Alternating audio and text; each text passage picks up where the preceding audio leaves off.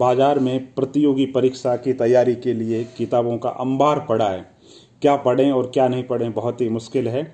मैं आज बात करूंगा समसामयिक मुद्दों के लिए कि करंट अफेयर्स की तैयारी कैसे करें, चाहे आप किसी भी एग्जाम के लिए तैयारी कर रहे हैं। मैंने पिछले सालों के पेपर का ट्रेंड एनालिसिस किया और देखा जो सवाल पूछे जा रहे हैं वो कैसे पूछे जा रहे हैं। तो एक छोटा सा टॉपिक आज लेते हैं कि चर्चित व्यक्तित्व। देखो, राजस्थान के समसामयिक की बात करें तो 3 ही सवाल, या तो चर्चित जो समसामयिक व्यक्तित्व उनसे पूछे जाएंगे, या स्थान से संबंधित पूछे जाएंगे, या आर्थिक समीक्षा से संबंधित पूछे जाएंगे, या खेल कूद से संबंधित पूछे जाएंगे।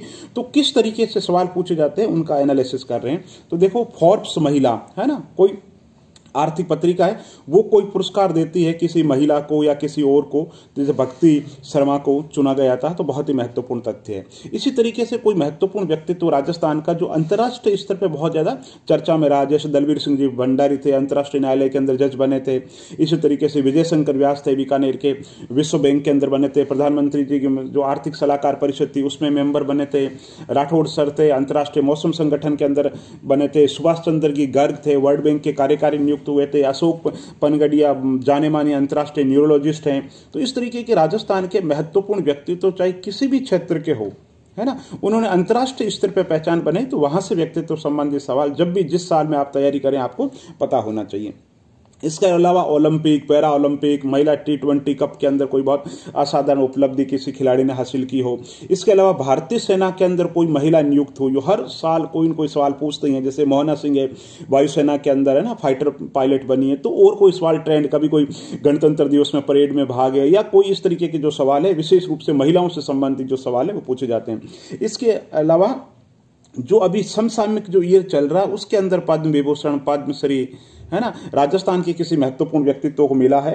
इसके अलावा खेल कूद के अंदर किसी ने बहुत बड़ा रिकॉर्ड बनाया हो, पुरस्कार हो, है ना, हर साल, और अखबारों की सुर्खी बनी है। ऐसा नहीं कि छोटी मोटी किसी मैगजीन ने छाप दिया हो, क्योंकि कारण कि आजकल देखने में आ रहा बहुत सारी पत्रिकाएं हैं जो गणित का जादूगर, खेल का जादूगर, अमुक जादूगर, मन माफिक उपाधियां दे दी जाती है। तो उपाधियां ऐसे नहीं देते, उपाधियां अधिकृत हो, किसी अधिकृत संस्था जिसने खुद की बहुत बड़ी दुनिया में पहचान है, वो किसी को कहे कि ये गणित का जादूगर है, तो ऐसा नहीं होता। ये राजस्थान जीके का पिता, ये भारत का पिता, ऐसा नहीं होता, ठीक है।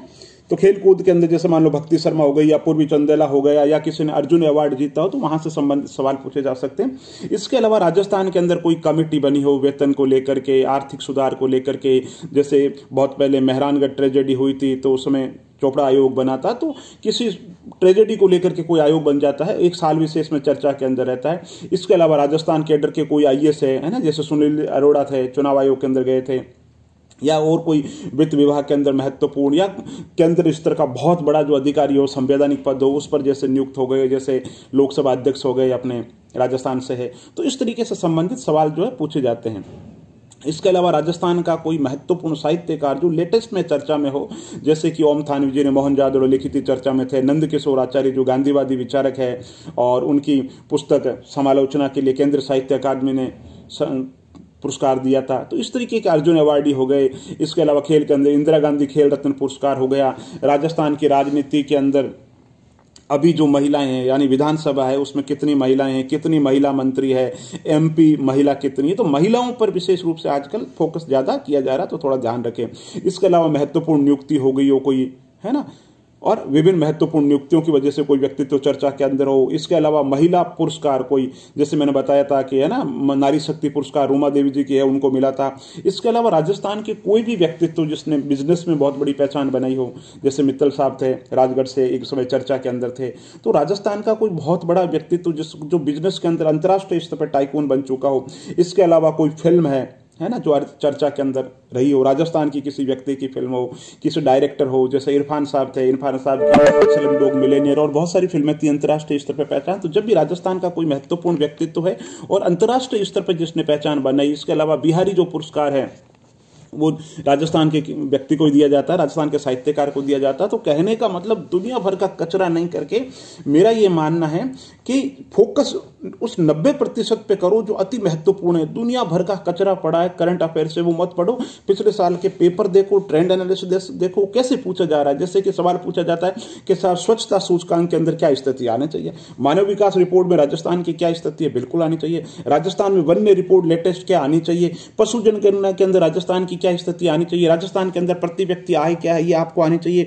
राजस्थान सरकार को 1 रुपया आता है, कहां से आता है, कहां से जाता है। तो इस तरीके के जो राजस्थान सरकार की बहुत महत्वपूर्ण फ्लैगशिप स्कीम चलाई जा रही है, तो राजस्थान जीके में इस तरीके से तैयारी करो। राजस्थान जीके का दायरा बहुत छोटा है। आप देखो, राष्ट्रीय स्तर का अखबार जब छपता है ना, दुनिया भर की खबरें होती है, और राजस्थान का जब खबर छपती है तो आप देखिए जिला स्तर की खबरों को छोड़ दो, एडिटोरियल छोड़ दो, तो राजस्थान से संबंधित खबरें बहुत जल्दी 1-2 पेज के अंदर खत्म हो जाती है। तो बहुत बड़ी घटना विशेष रूप से ऐसी कोई घटती नहीं है। तो बहुत ही 1 साल 1.5 साल का जो महत्वपूर्ण घटनाक्रम है उसके बारे में चर्चा करेंगे, कैसे तैयारी करें। और मेरा विश्वास है जो तथ्य आपको बताऊंगा उससे बाहर मोटा मोटी नहीं जाएगा, चाहे खेल व्यक्तित्व हो, चाहे संस्कृति के व्यक्तित्व हो, चाहे कोई बुक्स हो। कोशिश करूंगा आप लोगों तक पहुंचने की। और अगर वीडियो अच्छा लगा तो लाइक कीजिए, चैनल पे नए हो तो चैनल पे सब्सक्राइब करो। बहुत बहुत धन्यवाद।